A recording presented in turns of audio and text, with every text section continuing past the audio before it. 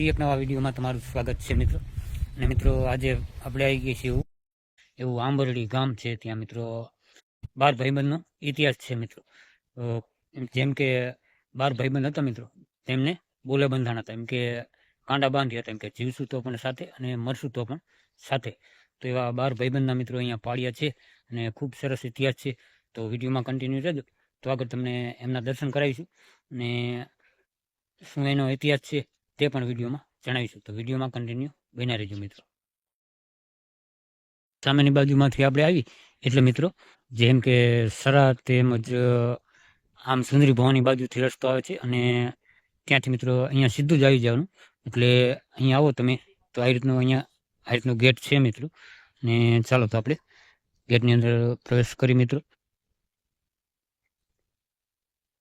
તો મિત્રો અંદર આવતા પહેલા જો અહીંયા કંઈક આવી રીતની જગ્યા છે, તમે જોઈ શકો છો. અને મિત્રો આ જે સામેની બાજુ જે છે તે અહીંયા પાડ્યા છે, તો એમના પણ તમને દર્શન કરાવીશું. તો વિડીયોની અંદર કન્ટિન્યુ બન્યા રહેજો મિત્રો.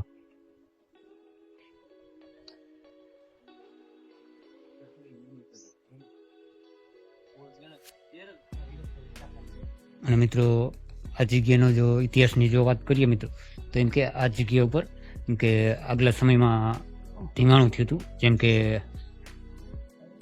દિલ્હીના રાજા અને વીર વિહળ આપા સામે ધીંગાણું લીધું હતું. એમ કે એ રીતનું કહેવાય છે મિત્રો. એમ કે 12 ભાઈબંધ જે હતા તે મિત્રો બોલે બંધાણા હતા. એમ કે આપણે જીવશું તો પણ સાથે અને મરશું તો પણ સાથે. તો એવા મિત્રો વીર વિહળ રાબાના અહીંયા પાળ્યા છે. તો એમના પણ તમને દર્શન કરાવીશ મિત્રો. તો અહીંયા તમે જોઈ શકો છો મિત્રો, આ જે પાળિયા જે છે તે અહીંયા કોળીના પાળિયા કહેવાય છે મિત્રો. તો વિડીયોમાં કન્ટિન્યુ રહેજો. તો આપા વિહળના તમને દર્શન કરાવીશું અને એમનો ઇતિહાસ પણ કંઈક ખૂબ સરસ છે મિત્રો. એમ કે એવા સુરવીર થઈ ગયા હતા. જેમ કે ચાલો તો આગળ તમને અહીંયા દર્શન પણ કરાવ્યું અને તેમનો ઇતિહાસ જરાક આગળ તમને જણાવું મિત્રો. તો અહીંયા તમે જોઈ શકો છો મિત્રો, આ જે પાળિયા જે છે તે મિત્રો એમ કે 12 ભાઈબંધના પાળિયા છે મિત્રો. તમે જોઈ શકો છો અને એમના દર્શન પણ કરી શકો છો મિત્રો. જેમ કે મિત્રો વીર વિહળ રાબા તેમજ તેમના ભાઈબંધો પણ જો અહીંયા એક સાથે પણ તેમની મૂર્તિના તમે દર્શન કરી શકો છો મિત્રો. ને ઇતિહાસમાં મિત્રો જો કંઈક એવું છે મિત્રો, જેમ કે આ 12 જે ભાઈબંધ જે છે તે મિત્રો એક સાથે એમ કે બોલે બંધાણેલા હતા. જેમ કે જીવશું તો પણ સાથે અને મરશું તો પણ સાથે. અને મિત્રો એમ કે બાદશાહ સાથે ઘમાસાન એમને યુદ્ધ કર્યું હતું અને મિત્રો તેમાં તે આ લોકો જે છે તે વીરગતિ પામેલા છે મિત્રો.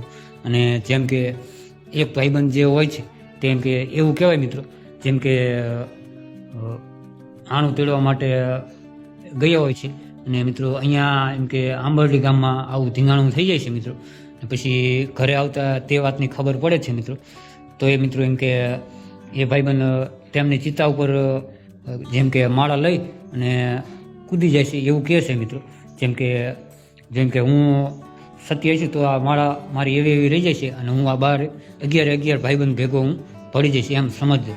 તો હાલ એ માળા પણ મિત્રો હાજરમાં છે મિત્રો. અને આ રીતનો કંઈક ઇતિહાસ છે મિત્રો, મોટો ઇતિહાસ મેં તમને કીધો છે. ને ઓલા ઘડે કે આ રીતની આ જગ્યા છે, તમે જોઈ શકો છો મિત્રો. અને આ આંબરડી ગામનો ઇતિહાસ છે. તો એક વખત તમે આ જગ્યા ઉપર દર્શન કરવા માટે જરૂરથી આવો મિત્રો. એમ કે ખૂબ સરસ એમ કે બહુ મોટો ઇતિહાસ છે મિત્રો. વીર વિહળ રાબા તરીકે ઓળખાય છે મિત્રો આ. તો વિડીયોમાં કન્ટિન્યુ રહેજો મિત્રો. જેમ કે આંબરડી ગામમાં આ જ્યારે યુદ્ધ થયું ત્યારે મિત્રો એવું કહેવાતું હતું એમ કે એક વાવ એવી હતી, જે વાવ જે છે તેનું પાણી પીવાથી એમ કે તાન ચડી જતું મિત્રો. ગમે તેવો વ્યક્તિ હોય તો એ બળશાળી થઈ જતું. એમ કે એને એવું તાન ચડી જતું, જૂથ ચડી જતું એમ કે યુદ્ધના મેદાનમાં કૂદી પડતા મિત્રો. તો જે વાવ જે હતી તે મિત્રો અત્યારે હાલમાં તો ઉપસ્થિત નથી, પણ લોકવાયકા એવી છે મિત્રો. કેમ કે અહીંયા જે શિવજીનું મંદિર જે છે એમના હું તમને દર્શન કરાવું છું. તે એમ કે વાવ ઉપર મંદિર બનાવી નાખ્યું, એ રીતનો કંઈક ઇતિહાસ છે. તો એ ભોળાનાથના પણ તમને હું દર્શન કરાવીશ. તો વિડીયોમાં આગળ કન્ટિન્યુ બનાવી રહેજો મિત્રો. તો જો અહીંયા ભોળાનાથનું મંદિર છે ને આ મિત્રો એમ કે મંદિર જૂનવાણી મંદિર છે. તો તમે અહીંયા જોઈ શકો છો આવી રીતનું કંઈક મંદિર છે મિત્રો.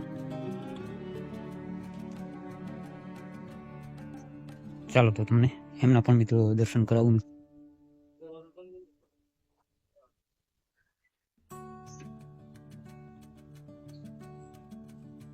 અહીંયા તમે એમના ભોળાનાથના દર્શન કરી શકો છો મિત્રો.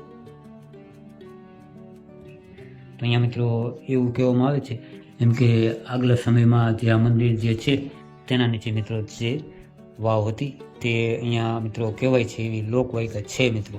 તમે મહાદેવના દર્શન કરી શકો. જેમ કે એ વાવ મિત્રો એવી હતી એમ કે એનું પાણી પીવાથી કોઈ પણ શૂરવીર પેદા થતા મિત્રો. તો જે યુદ્ધ થયું હતું ત્યારે મિત્રો જેમ કે માંજુબેન કરીને જે હતા તેમ કે તેમની પણ અહીંયા સમાધિ છે અને એક ઢોલીની પણ સમાધિ છે. અહીંયા તમે એમના પણ દર્શન કરાવું મિત્રો.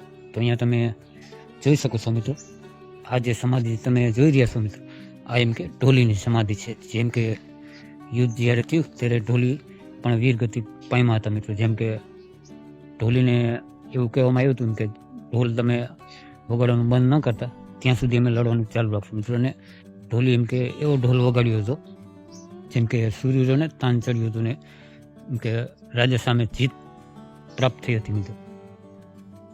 ને જેમ કે જે 11 ભાઈબંધ જે હતા તે વીરગતિ પામ્યા મિત્રો. ત્યારે મિત્રો એમ કે માંજુબેન જેમ કે એમને પાણી પાવા માટે આવ્યા હતા મિત્રો. તો આ એમની સમાધિ છે. તો એમના પણ તમે દર્શન કરી શકો છો મિત્રો. એવી લોકવાયકા છે મિત્રો. જેમ કે યુદ્ધ થયું ત્યારે મિત્રો આ માંજુબેન તરીકે ઓળખાય છે મિત્રો. તે પણ તેમને યુદ્ધના મેદાનમાં પાણી પાવા માટે ઉપસ્થિત રહ્યા હતા મિત્રો. તો આ રીતનો કંઈક ઇતિહાસ છે મિત્રો. ને અમારી ચેનલમાં દરેક જગ્યાઓના વિડીયો આવતા જ હોય છે મિત્રો. તો વિડીયોને લાઇક, શેર અને સબસ્ક્રાઈબ કરવા વિનંતી મિત્રો.